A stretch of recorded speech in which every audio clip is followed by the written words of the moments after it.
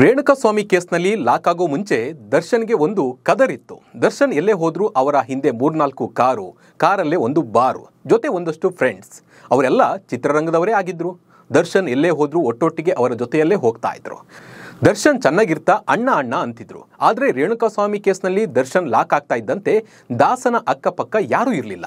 ಮೊದಲ ಸಲ ಜೈಲಿಗೆ ಹೋದಾಗಲೂ ಯಾರೂ ಅವರನ್ನು ನೋಡೋಕೆ ಕೂಡ ಹೋಗಿರಲಿಲ್ಲ. ಜೈಲಿಂದ ಬಂದ ಮೇಲೂ ಅವರ ಹಳೆಯ ಫ್ರೆಂಡ್ಸ್ ಅಂತ ಯಾರೂ ಅವರ ಜೊತೆ ಕಾಣಿಸಿಕೊಂಡಿರಲಿಲ್ಲ. ಆದರೆ ದರ್ಶನ್ ಜೊತೆ ಡೇ 1ನಿಂದ ನಿಂತಿದ್ದು ಒಬ್ಬನೇ ಒಬ್ಬ, ಅದು ನಟ ಧನ್ವೀರ್ ಗೌಡ. ಆದರೆ ಧನ್ವೀರ್ಗೆ ದರ್ಶನ್ ವಿಷಯದಲ್ಲಿ ನೀನು ತಲೆ ಹಾಕಬೇಡ, ತಲೆ ಹಾಕಿದ್ರೆ ನಿನ್ನೂ ಒದ್ದು ಒಳಗೆ ಹಾಕ್ಸ್ತೀನಿ ಅಂತ ವಾರ್ನಿಂಗ್ ಮಾಡಿದ್ದಾರಂತೆ. ಹಾಗಿದ್ರೆ ಧನ್ವೀರ್ಗೆ ವಾರ್ನಿಂಗ್ ಮಾಡಿದ್ದು ಯಾರು? ವಾರ್ನಿಂಗ್ ಸಿಕ್ಕ ಮೇಲೆ ಧನ್ವೀರ್ ಸೈಲೆಂಟ್ ಆಗಿದ್ದು ಯಾಕೆ ಅನ್ನೋ ಕಂಪ್ಲೀಟ್ ಮಾಹಿತಿಯನ್ನು ನೀಡ್ತಾ ಹೋಗ್ತೀನಿ. ನಾನು ನಿಮ್ಮ ಶಿವರಾಜ್ ಬಾಣಂಕಿ. ನೀವು ಸುದ್ದಿಯಾನದ ಸಬ್ಸ್ಕ್ರೈಬರ್ ಆಗೋದನ್ನು ಮರಿಬೇಡಿ.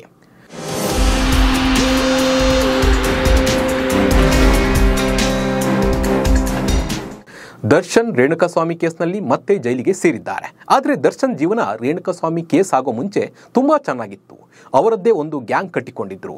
ಅವರ ಜೊತೆ ಜಾಲಿ ರೈಡ್ ಮಾಡ್ತಾ ಇದ್ರು, ಪಾರ್ಟಿ ಮಾಡ್ತಾ ಇದ್ರು. ಇವರನ್ನ ನೋಡಿದವರು ಇದ್ರೆ ದರ್ಶನ್ ತರ ಜೀವನ ಮಾಡಬೇಕು ಅಂದ್ಕೊಳ್ತಾ ಇದ್ರು.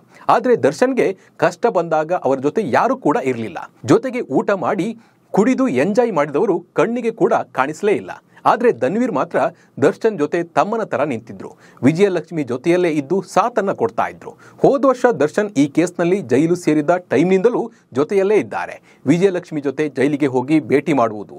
ಜೈಲಿನಿಂದ ದರ್ಶನ್ ರಿಲೀಸ್ ಆದಾಗ ಧನ್ವೀರ್ ಅವರೇ ಬಳ್ಳಾರಿ ಜೈಲಿನಿಂದ ಕರೆ ತಂದಿದ್ರು. ನಂತರವೂ ದರ್ಶನ್ ಹೋದಲ್ಲಿ ಬಂದಲ್ಲಿ ಕೂಡ ಧನ್ವೀರ್ ಜೊತೆಯಲ್ಲೇ ಸಾಥ್ ನೀಡಿದ್ರು. ಇತ್ತೀಚೆಗೆ ದರ್ಶನ್ ಅವರೊಂದಿಗೆ ವಿವಿಧ ದೇವಸ್ಥಾನಗಳಿಗೆ ಹಾಗೂ ಕೋರ್ಟ್ ವಿಚಾರಣೆ ವೇಳೆಯಲ್ಲೂ ಧನ್ವೀರ್ ಜೊತೆಯಲ್ಲೇ ಇದ್ರು.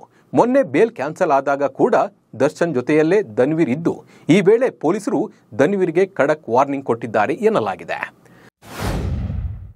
ದರ್ಶನ್ ವಿಷಯಕ್ಕೆ ತಲೆ ಹಾಕಬೇಡ, ಧನ್ವೀರ್ಗೆ ವಾರ್ನಿಂಗ್.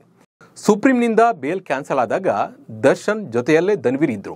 ಪೊಲೀಸರು ದರ್ಶನ್ ಅವರನ್ನ ಅರೆಸ್ಟ್ ಮಾಡಲು ವಿಜಯಲಕ್ಷ್ಮಿ ಫ್ಲಾಟ್ ಹತ್ರ ಹೋಗಿದ್ರು. ಈ ಟೈಮ್ನಲ್ಲಿ ದರ್ಶನ್ ಧನ್ವೀರ್ ಹತ್ರ ಪೊಲೀಸರ ಹತ್ರ ಮೊದಲು ನೀನು ಮಾತಾಡ್ಕೊಂಡು ಬಾ ಅಂತೇಳಿ ಕಳಿಸಿದ್ದಾರೆ. ಸ್ವಲ್ಪ ಟೈಮ್ ಕೊಡಿ ಅಂತ ಕೇಳೋದಕ್ಕೂ ಇರಬಹುದು. ಆಗ ಧನ್ವೀರ್ ಪೊಲೀಸರ ಜೊತೆ ಮಾತನಾಡೋಕ್ಕೆ ಹೋದಾಗ ಪೊಲೀಸರು ಧನ್ವೀರ್ಗೆ ನೇರವಾಗಿ ವಾರ್ನಿಂಗ್ ಕೊಟ್ಟಿದ್ದಾರಂತೆ. ನೀನು ಈ ವಿಚಾರಕ್ಕೆ ತಲೆ ಹಾಕಬೇಡ, ಈ ವಿಷಯಕ್ಕೆ ನೀನು ಬಂದರೆ ನಿನ್ನ ಮೇಲೂ ಕಾನೂನು ಕ್ರಮ ಕೈಗೊಳ್ಳಬೇಕಾಗುತ್ತೆ ಎಂದು ಪೊಲೀಸರು ಖಡಕ್ಕಾಗಿ ಎಚ್ಚರಿಕೆ ಕೊಟ್ಟಿದ್ದಾರಂತೆ. ನಂತರ ಧನ್ವೀರ್ ಸುಮ್ಮನಾಗಿ ಒಳಗೆ ಹೋಗಿ ಆ ವಿಷಯವನ್ನ ದರ್ಶನ್ ಅವರಿಗೆ ಮುಟ್ಟಿಸಿದ್ದಾರೆ ಎನ್ನಲಾಗಿದೆ. ಡಿ ಬಾಸ್ ಫ್ಯಾನ್ಸ್ ಮನಸ್ಸು ಗೆದ್ದಿದ್ದ ಧನ್ವೀರ್ನನ್ನ ಬೆಳೆಸಿದ್ದೇ ದರ್ಶನ್. ಧನ್ವೀರ್ ಸಿನಿಮಾಗಳಿಗೆ ದರ್ಶನ್ ಸಾಥನ್ನ ನೀಡಿದ್ರು. ಈ ಕೇಸ್ನಲ್ಲಿ ಜೈಲು ಸೇರಿದ ಕಷ್ಟದ ಸಂದರ್ಭದಲ್ಲೂ ದರ್ಶನ್ ಹಾಗೂ ಅವರ ಕುಟುಂಬದೊಂದಿಗೆ ಧನ್ವೀರ್ ನಿಂತಿದ್ರು. ಇದನ್ನ ನೋಡಿ ಡಿ ಬಾಸ್ ಫ್ಯಾನ್ಸ್ ಕೂಡ ಧನ್ವೀರ್ ಅವರನ್ನ ಮೆಚ್ಚಿಕೊಂಡಿದ್ರು. ದರ್ಶನ್ ತಮ್ಮ ಧನ್ವೀರ್ ಅಂತ ಕರೆದಿದ್ರು. ಆದ್ರೆ ಈಗ ದರ್ಶನ್ ಕೂಡ ಜೈಲಿಗೆ ಹೋಗಿದ್ದು ಸದ್ಯಕ್ಕಂತೂ ರಿಲೀಸ್ ಆಗಲ್ಲ. ಹೀಗಾಗಿ ಧನ್ವೀರ್ ಒಬ್ಬಂಟಿಯಾಗಿದ್ದಾರೆ. ಪೊಲೀಸರು ಕೂಡ ದರ್ಶನ್ ವಿಷಯದಲ್ಲಿ ಎಚ್ಚರಿಕೆ ಹೆಜ್ಜೆಯನ್ನ ಇಡ್ತಿದ್ದು ಸುಪ್ರೀಂ ಕೋರ್ಟ್ ಆದೇಶವನ್ನ ಕಟ್ಟುನಿಟ್ಟಾಗಿ ಪಾಲಿಸ್ತಾ ಇದ್ದಾರೆ. ಹೀಗಾಗಿ ದರ್ಶನ್ ವಿಷಯದಲ್ಲಿ ನೀನು ತಲೆ ಹಾಕಬೇಡ ಅಂತ ಧನ್ವೀರ್ಗೆ ಪೊಲೀಸ್ ವಾರ್ನಿಂಗ್ ಅನ್ನ ಕೊಟ್ಟಿದ್ದಾರೆ. 15 ನಿಮಿಷ ಟೈಮ್, ಬಂದು ಜೀಪು ಹತ್ತಬೇಕು ಅಷ್ಟೇ. ಇನ್ನು ಧನ್ವೀರ್ ನಂತರ ದರ್ಶನ್ ಪತ್ನಿ ವಿಜಯಲಕ್ಷ್ಮಿ ಅವರು ಕೂಡ ಇಲ್ಲ, ನಾವು ನಮ್ಮ ವಕೀಲರ ಜೊತೆ ಬರ್ತೀವಿ ಎಂದು ಪೊಲೀಸರಿಗೆ ಹೇಳಲು ಮುಂದಾದಾಗ ಅದಕ್ಕೂ ಪೊಲೀಸರು ಒಪ್ಪಲಿಲ್ಲವಂತೆ. ನೋವೇ, ಚಾನ್ಸೇ ಇಲ್ಲ, 15 ನಿಮಿಷ ಟೈಮ್ ಅಷ್ಟೇ, ಬಂದು ಜೀಪ್ ಹತ್ತಬೇಕು, ಇಲ್ದಿದ್ರೆ ನಾವೇ ನಮ್ಮ ರೀತಿಯಲ್ಲೇ ಕರೆದುಕೊಂಡು ಹೋಗಬೇಕಾಗುತ್ತೆ ಅಂತ ಕಾಕಿ ಸ್ಟೈಲ್ನಲ್ಲಿ ಹೇಳಿದ್ರಂತೆ. ಆಮೇಲೆ ಇದು ದೊಡ್ಡ ವಿಷಯ ಆಗುತ್ತೆ ಅಂತ ಗೊತ್ತಾಗ್ತಾ ಇದ್ದಂತೆ ದರ್ಶನ್ ಸೈಲೆಂಟ್ ಆಗಿ ಪೊಲೀಸರ ಗಾಡಿಯನ್ನು ಹತ್ತಿದ್ದಾರಂತೆ. ಬಳ್ಳಾರಿಯಲ್ಲಿ ನರಕ ದರ್ಶನ.